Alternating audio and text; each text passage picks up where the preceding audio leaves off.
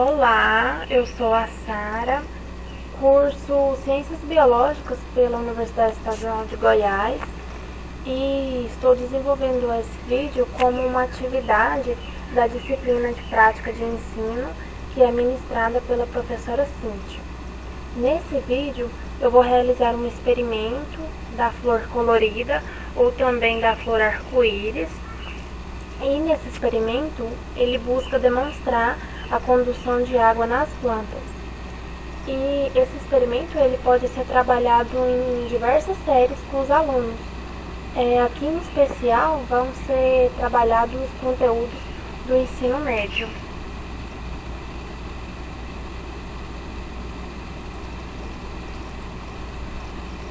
Vou estar falando agora sobre os objetivos desse experimento e também sobre os conteúdos de biologia que se relacionam com ele. Nós temos um objetivo principal, que é entender que a água e os nutrientes são absorvidos do solo pelas raízes e são distribuídos por toda a planta por meio do sistema de condução. Um outro objetivo é identificar algumas partes da planta, que seria o xilema e o floema, que são os vasos condutores, e entender quais são as funções desempenhadas por cada um desses vasos condutores. Temos também os conteúdos relacionando o sistema de condução da planta com outros processos, como o ciclo da água, transpiração e a fotossíntese, e também compreender e identificar a importância da água para a vida das plantas.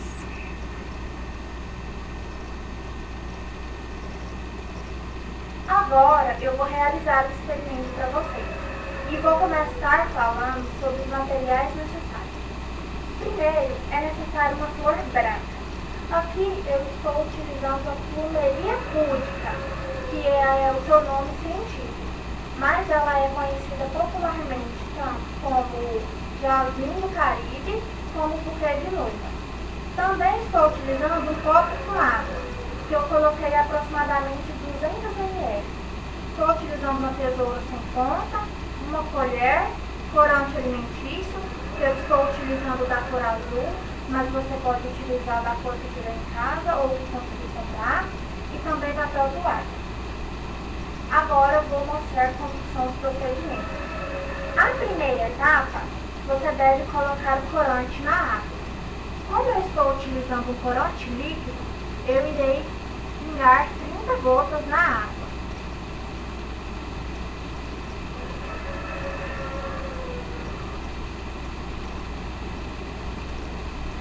Após pingar as gotas na água, se deve misturá-la com a colher. A segunda etapa, você deve pegar a flor e analisar se no caule possui alguma folha.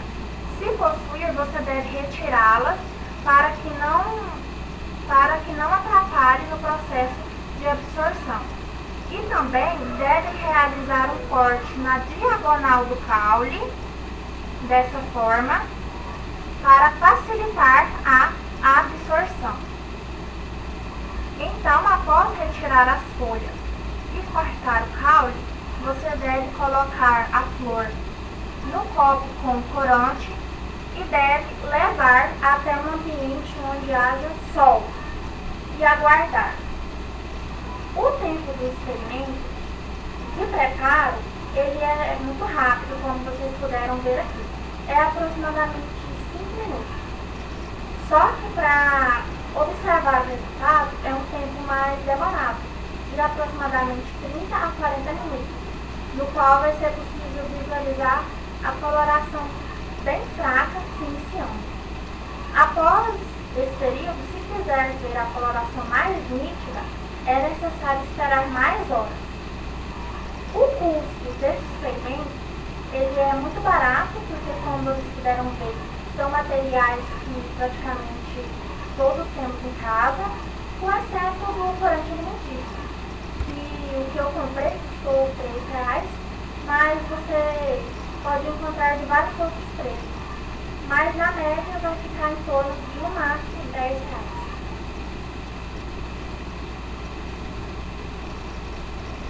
Agora, aqui mostrando o resultado do experimento, como podem ver, as pétalas estão levemente com tom de azul e o experimento foi deixado por 2 horas e agora se encontra dessa forma.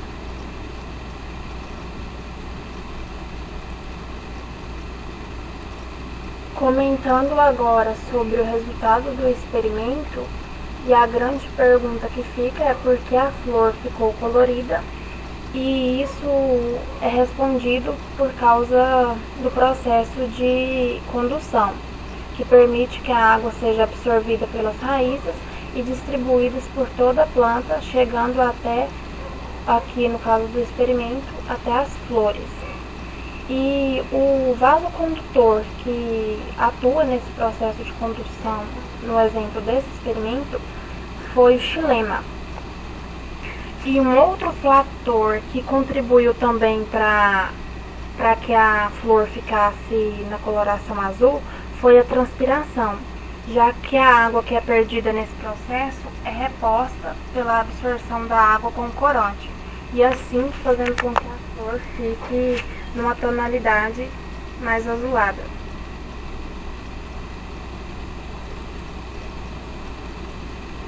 Uma outra dúvida que pode surgir durante o experimento é em relação ao corante, se ele faz algum mal para a flor. E as informações que se tem é que se o corante for à base de álcool, ele pode causar algumas alterações que não são naturais na flor. Só que é bom levar em consideração que para desenvolver o experimento foram utilizadas poucas flores e essas flores foram retiradas da planta. Então, de qualquer forma, elas não sobreviveriam muito tempo.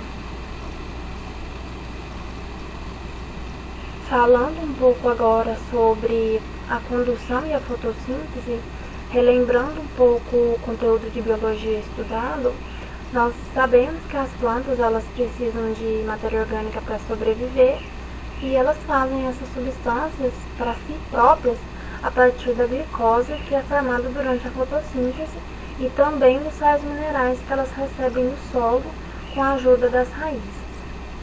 A fotossíntese ela é o processo da transformação da energia luminosa em energia química que é realizado pelas regiões clorofiladas das plantas, que são as folhas. E esse processo ele vai ocorrer a partir de substâncias simples que são retiradas do ambiente, como a água e o gás carbônico, e também da energia fornecida pelo Sol. E assim ocorre a liberação do oxigênio a partir das moléculas de água e a síntese da glicose, que é um nutriente orgânico, e de novas moléculas de água.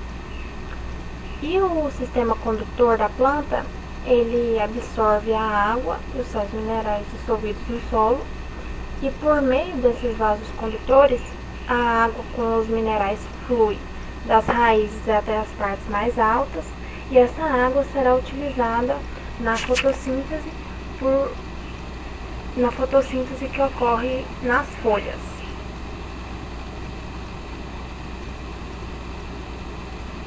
Agora eu vou falar sobre os vasos ou os tecidos condutores propriamente ditos, que são de 2 tipos e estão destacados na imagem, que são o floema e o xilema. Vou começar falando sobre o xilema, que é o vaso condutor que conduz a água e os nutrientes inorgânicos, ou seja, a seiva bruta, das raízes até as partes de cima da planta, como as flores e as folhas. O xilema ele é constituído pelos elementos traqueais, e esses elementos traqueais são células alongadas que morrem na maturidade. Esses elementos traqueais se dividem em 2 tipos. Os traqueídeos, que são células que possuem pontuações em suas paredes, são regiões mais finas e a passagem de água é através da membrana que evita a circulação de bolhas pela planta, dessa forma fazendo a circulação de água ser bem mais segura. O outro tipo de elementos traqueais são os elementos de vaso, que possuem perfurações em suas paredes especialmente nas extremidades, e a passagem de água se dá pelas perfurações e dessa forma sendo uma passagem mais fácil. Aqui temos a imagem dos dois elementos traqueais, tanto os elementos de vaso quanto os traqueídeos. Além da sua constituição, o xilema ele é dividido em xilema primário e xilema secundário. O xilema primário ele se origina do procâmbio e se divide em dois tipos, o protoxilema e a metaxilema. E aqui temos uma imagem para visualização mais fácil. E falando do xilema secundário, ele se forma a partir do câmbio vascular. Falando sobre o segundo vaso condutor, que é o floema, ele conduz os compostos orgânicos, que seria a glicose, formada durante a fotossíntese e também é conhecida como seiva elaborada, até as partes de baixo da planta. O floema ele é constituído pelos elementos crivados, que são células vivas na maturidade e que possuem poros nas extremidades das paredes. Os elementos crivados eles se dividem em células crivadas, que são os poros estão mais estreitos e uniformes, e nos elementos de tubo crivado, onde os poros são maiores e se localizam na placa crivada. Temos uma imagem mostrando esses dois elementos. E como anteriormente o xilema, o floema também se divide em primário e secundário. O floema primário ele se origina do protocâmbio e se divide em protofloema e metafloema. Temos uma imagem que mostra tanto o protofloema quanto o metafloema e além disso também mostra a divisão do xilema primário, que é o protoxilema e o metaxilema. Falando sobre o floema secundário, ele se deriva do câmbio vascular. Um outro fator também importante em relação ao sistema condutor é a capilaridade. A capilaridade é considerada a subida ou a descida de um líquido através de um tubo fino que recebe o nome de capilar. Esse fenômeno ele vai ser o resultado da ação da interação tanto das moléculas de água com o tubo. Também a capilaridade ela vai ser conhecida pelo fato de que as moléculas de água têm a propriedade de coesão e isso vai fazer com que elas se atraiam mutuamente. Além da coesão, as moléculas de água também possuem uma outra propriedade, que é a adesão, que faz com que as moléculas fiquem aderidas às paredes do xilema. Essa interação vai depender de alguns fatores, como o diâmetro do tubo. Então, quanto mais fino o tubo, maior vai ser a aderência das moléculas de água. Depende também do tipo de líquido e da sua viscosidade. E o tipo de líquido e sua viscosidade vai depender da temperatura. Então, quanto mais quente, menos viscoso. Então, se uma planta ela for cortada da raiz e colocada na água, ela não vai perder sua capilaridade. Por isso que mesmo retirando a flor da planta, ela consegue realizar o sistema de condução, como podemos visualizar no experimento.